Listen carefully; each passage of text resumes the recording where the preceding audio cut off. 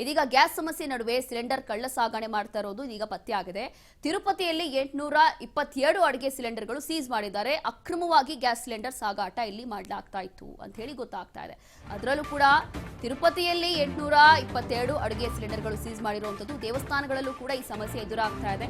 ಹಾಗಾಗಿ ಬಹುಶಃ ಎಲ್ಲೋ ಅಕ್ರಮವಾಗಿ ಸಾಗಿಸ್ತಾ ಇದ್ರು ಏನೋ ಗೊತ್ತಿಲ್ಲ. ಈಗ ಅಲ್ಲೂ ಕೂಡ ಸೀಸ್ ಮಾಡ್ಕೊಂಡಿದ್ದಾರೆ.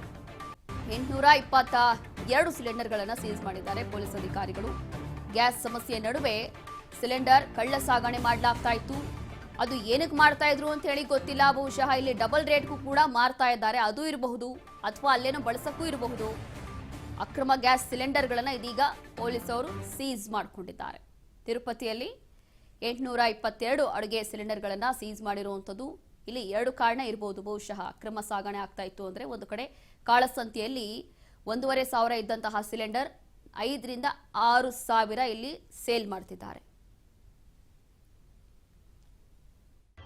అదే సుమారుగా 500 కలెక్టర్ గారు జేసీ గారి ఆదేశాల మేరకు మాకు 2:30-3 సమాచారం ప్రకారము మేము మా సిఐడిటీలు సురేంద్ర అండ్ గంగయ్య గారు ఇద్దరు కలిసి ఇక్కడ రైడ్ చేస్తే సార్ చెప్పిన ప్రకారము మన సదరన్ స్పైస్ పక్కన హైవే పక్కనే గోడౌన్ ఉంది. భారత్ గ్యాస్ గోడౌన్ ఉంది, కానీ ఇక్కడ ఏమీ వాళ్ళు లైసెన్స్ కానీ ఏం లేదు. దాంట్లోనే gas full cylinders, commercial cylinders దాంట్లో డంప్ చేశారు. అవి సుమారుగా 592 ఉంటాయి. ఈ డొమెస్టిక్ సిలిండర్స్ వచ్చేసి 230 ఫుల్ ఉంటాయి.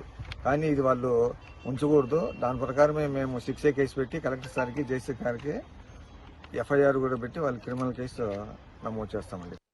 కలెక్టర్ గారు ಇಲ್ಲಿ ಅಕ್ರಮವಾಗಿ ಗ್ಯಾಸ್ ಸಿಲಿಂಡರ್ಗಳನ್ನ ಸಾಗಣೆ ಮಾಡಲಾಗ್ತಾ ಇತ್ತು. ಹಾಗಾಗಿ ಪೊಲೀಸರು ಸೀಸ್ ಮಾಡಿಕೊಂಡಿದ್ದಾರೆ. ತಿರುಪತಿಯಲ್ಲಿ 822 ಅಡುಗೆ ಸಿಲಿಂಡರ್ಗಳನ್ನ ಇದೀಗ ಸೀಸ್ ಮಾಡಿರುವಂತದ್ದು. ಒಂದು ಕಡೆ ಪೊಲೀಸ್ ಅಧಿಕಾರಿಗಳು ಕೂಡ ಅಲರ್ಟ್ ಆಗಿದ್ದಾರೆ. ಹಾಗಾಗಿ ನೋಡೋಣ ಮುಂದಿನ ದಿನಗಳಲ್ಲಿ ಏನಾಗುತ್ತೆ ಅಂತ ಹೇಳಿ. ಬಹುಶಃ 10 ದಿನಗಳಲ್ಲಿ ಎಲ್ಲವೂ ಕೂಡ ಸರಿ ಹೋಗುತ್ತೆ ಅನ್ನುವಂತ ಒಂದು ನಂಬಿಕೆ ಸದ್ಯಕ್ಕೆ ಇರುವಂತದ್ದು.